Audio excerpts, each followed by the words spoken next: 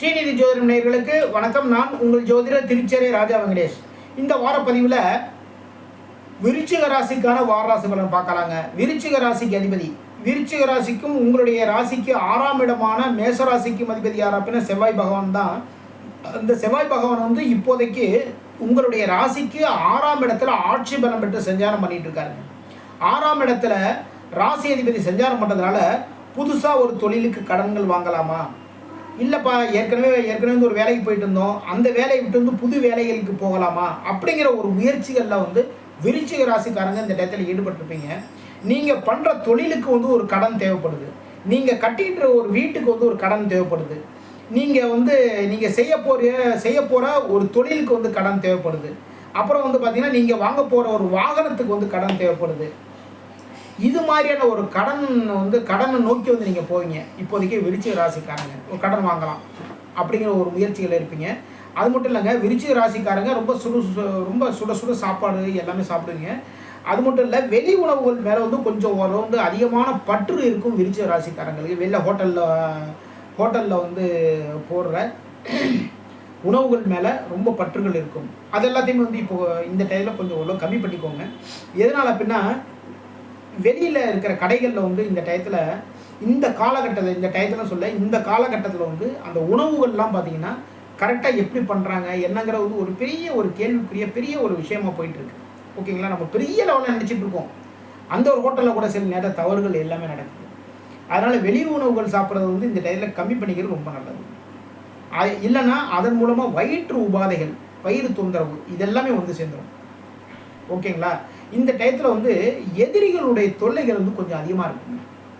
சரிங்களா, எதிரிகளுடைய தொல்லைகள் அதிகமாக இருக்கும்.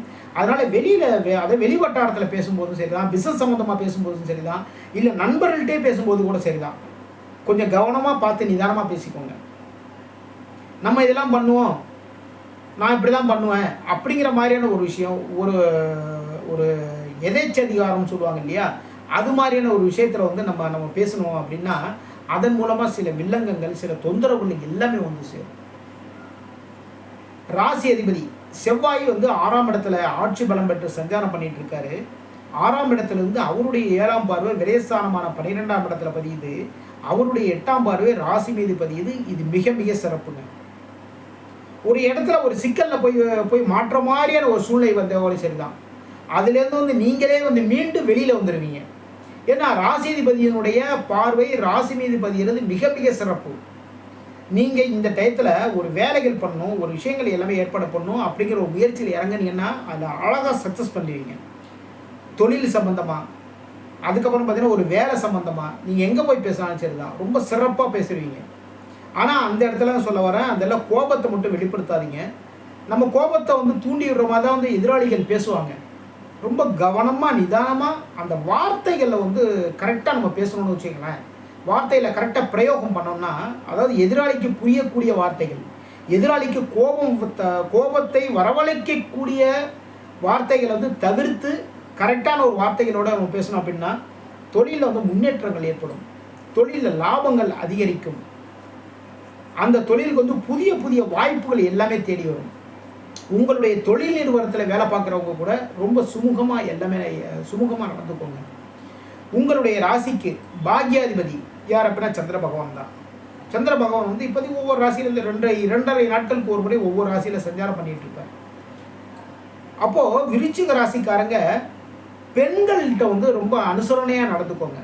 பெண்களை வந்து அவமதிக்கிறது, பெண்களை திட்டுறது, இது மாதிரியான வேலைகள் வந்து விருச்சிக ராசிக்காரங்க வச்சுக்கிட்டிங்கன்னா உங்களுடைய வாழ்க்கையிலிருந்து முன்னேற்றத்தை நோக்கி உங்களால் போகவே முடியாது. எந்த அளவுக்கு வந்து பெண்களுடைய மனசு சந்தோஷப்படுற மாதிரி விருச்சிக ராசிக்காரங்க நடந்துக்கிறீங்களோ அந்த அளவுக்கு வந்து உங்களுடைய வாழ்க்கையில் முன்னேற்றங்கள் ஏற்படும். எதிர்பாராத நல்ல நல்ல திருப்பங்கள், நல்ல நல்ல விஷயங்கள் எல்லாத்தையுமே நடத்தி கொடுப்பாங்க. உங்களுடைய ராசிக்கு 2ஆம் அதிபதி யார் அப்படின்னா குரு பகவான் வந்து இப்போதைக்கு உங்களுடைய ராசிக்கு 7ஆம் இடத்துல சஞ்சாரம் பண்ணிட்டு இருக்காருங்க. அப்போது வாழ்க்கை துணைவின் மூலமாக நல்ல விஷயங்கள் எல்லாமே குடும்பத்துக்கு நடக்கும். உங்களுடைய குழந்தைகள் மூலமாக நல்ல விஷயங்கள் எல்லாமே நடக்கும். உங்களுடைய பேச்சுக்களில் வந்து ரொம்ப தன்மை வெளிப்படும். 7ஆம் இடத்துல இருக்கிறதுனால நண்பர்கள்ட்ட வந்து உதவிகள் கேட்டு இந்த டயத்தில் போவீங்க. நண்பர்களுடைய உதவிகள் வந்து நண்பர்களும் உதவிகள் உங்களுக்கு ரொம்ப சிறப்பாக பண்ணுவாங்க. நண்பர்களை தேடி தேடி வந்து நீங்கள் போவீங்க. அதன் மூலமாக நல்ல நல்ல விஷயங்கள் எல்லாமே நடக்கும். உங்களுடைய மூத்த சகோதரன் மூலமாக நல்ல விஷயங்கள் எல்லாமே நடக்கும். ராசிக்கு 7ஆம் இடத்துல பார்த்தீங்கன்னா, உங்களுடைய ராசிக்கு தொழில் ஸ்தானாதிபதியாக இருக்கக்கூடிய சூரிய பகவான் 7ஆம் இடத்துல சஞ்சாரம் பண்ணிட்டு இருக்காரு.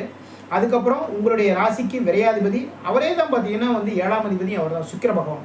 அவரே இந்த சுக்கிர பகவான் வந்து 7ஆம் இடத்துல ஆட்சி பலம் பெற்று சஞ்சாரம் பண்ணுறாரு. இது மிக மிக மிக மிக சிறப்பு.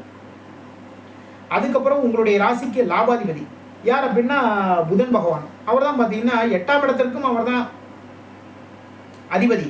அவர் இப்போ என்னென்னா 8ஆம் இடத்துல ஆட்சி பலம் பெற்று சஞ்சாரம் பண்ணுறாரு. 8ஆம் இடத்துலேருந்து அவருடைய 7ஆம் பார்வை உங்களுடைய ராசிக்கு 2ஆம் இடத்துல பதியுது. ரொம்ப சிறப்பு. எதிர்பாராத வருமானங்கள், எதிர்பாராத நல்ல விஷயங்கள் எல்லாமே நடக்கும் இந்த டயத்தில். உங்களுடைய நண்பர்கள் மூலமாக, உங்களுடைய தாய்மாமன் மூலமாக எதிர்பார்க்காம ஒரு நல்ல விஷயங்கள் எல்லாமே நடக்கும். எதிர்பார்க்காத ஒரு வருமானம், எதிர்பாராத அளவில் அந்த நல்ல விஷயங்கள், எதிர்பார்த்திருக்கவே மாட்டீங்க இது வரைக்கும். எப்போயோ கேட்டிருந்தோம், அது எல்லாமே வந்து இந்த டயத்தில் நடக்கும். வருமானம் உயரும். உங்களுடைய பேச்சில் வந்து தன்மை வெளிப்படும்.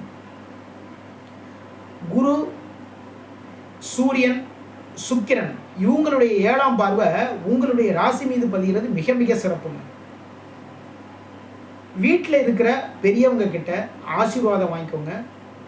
அவங்க கிட்ட வந்து டிஸ்கஸ் பண்ணுங்க. உங்கள் தொழில் சம்பந்தமான விஷயங்களை வந்து டிஸ்கஸ் பண்ணுங்க. அவங்க கிட்ட மட்டும் இல்லைங்க, அதே தொழிலில் இருக்கிற நல்ல நல்ல அனுபவம் வாய்ந்த பெரியவங்க கிட்ட வந்து ஒரு தொழில் சம்பந்தமான ஒரு விஷயம், ஒரு டிஸ்கஸ் எல்லாமே பண்ணீங்க அப்படின்னா அதன் மூலமாக நல்ல விஷயங்கள் எல்லாமே நடக்கும்.